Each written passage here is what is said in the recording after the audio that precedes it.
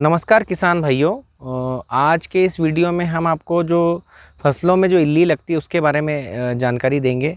जो फसलों में इल्लियाँ लगती है करीबन हमारी फसल में 30% तक का नुकसान करती है। मतलब जो भी हम फसल ले रहे हैं उसमें 30% जो इल्ली है वो नुकसान कर देती है। अब इल्ली की बात करें तो इल्ली की जो जीवन चक्र होता है वो 4 चरणों में होता है। एग, लार्वा, प्यूपा और एडल्ट। मतलब ये पूरी जो प्रक्रिया है करीबन 15 दिन की है। अब बात करते हैं हम इल्ली को कैसे नियंत्रित करना।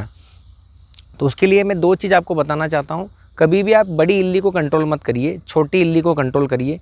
छोटी इल्ली छोटे बच्चे जैसी होती है, जो आपका एक पौधे पे खाया, एक फूल को खाया, फिर वहाँ से दूसरे फूल पे खाया, इस तरह से आपके बहुत सारे फूल को वो डैमेज करती है। दूसरा, इल्ली को जो नियंत्रित हमको करना है वो कभी भी आपका जो फूल वाली अवस्था है उस पे हमको करना है। उसका एक मैं आपको वैज्ञानिक तर्क बता देता हूँ। फूल के अंदर पराग होता है, किसी भी फसल के अंदर फूल होता है और फूल से ही फल बनता है। तो फूल के अंदर जो पराग होता है उसके आकर्षण से नर और मादा इल्ली फूल के अंदर अपना अंडा देती है। वो इसलिए देती है, तो जैसे ही अंडे से निकलती है इल्ली तो कोमल फूलों को खाती है। इसीलिए मेरा निवेदन आपसे ये है कि एक तो आप छोटी इल्ली को कंट्रोल करिए। दूसरा, जब आपकी किसी भी फसल में 5 से 10% तक फूल आ जाए तभी आप इल्ली की दवाई का उपयोग करें। अब बात करते हैं, मार्केट में बहुत सारी दवाइयाँ हैं जो इल्ली को नियंत्रित करती है, लेकिन आज की तारीख में जो सबसे बड़ा जो किसान का दर्द है वो ये है कि हम इतनी दवाइयों का इस्तेमाल करते आ रहे हैं जिससे इल्ली में प्रतिरोधक क्षमता आ गई है। प्रतिरोधक क्षमता का मतलब ये है कि जो दवाई 5 ml में पहले काम करती थी अब वो 10 ml में भी काम नहीं कर रही है। इसका मतलब ये है कि वो जो इल्ली है उस जहर को अब पचाने लग गई है।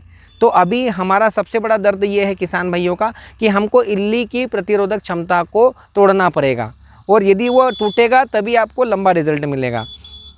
तो एक गुजरात इंसेक्टिसाइड लिमिटेड कंपनी का एक फौलाद करके दवाई आई है।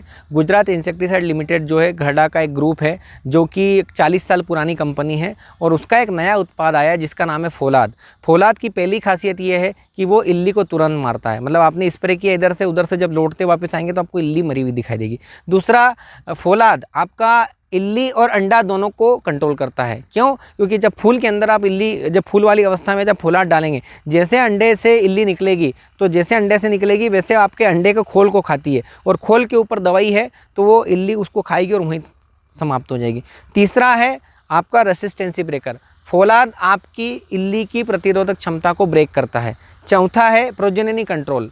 मतलब जिस इल्ली ने फौलाद दवाई खाई है और वो तितली बनने के बाद जब अंडे देगी तो 100 में से आपके 40 अंडों से बच्चे ही नहीं निकलेंगे। पांचवा कंट्रोल आपका खासियत है फौलाद का कि ये इसका लंबा रिजल्ट है।